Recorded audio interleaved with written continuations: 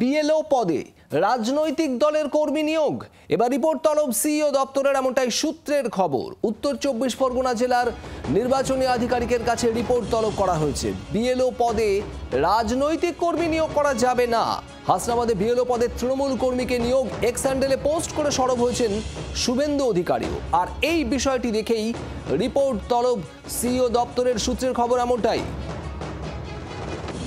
উত্তর 24 পরগনা জেলা নির্বাচনী আধিকারিকের কাছে রিপোর্ট তলব করা হয়েছে। অর্কদীপ্ত মুখার্জি আমাদের প্রতিনিধি রয়েছেন আমাদের সঙ্গে। অর্কদীপ্ত, ঠিক কি বক্তব্য নির্বাচনী আধিকারিকের রিপোর্ট তলব করা হয়েছে এই বিষয়ে?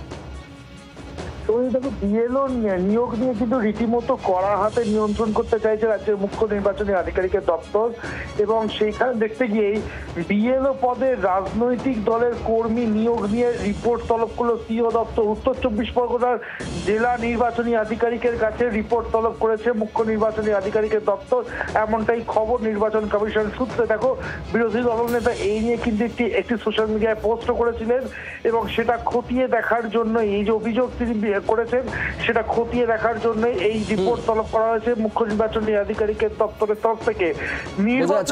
ধন্যবাদ তোমায়।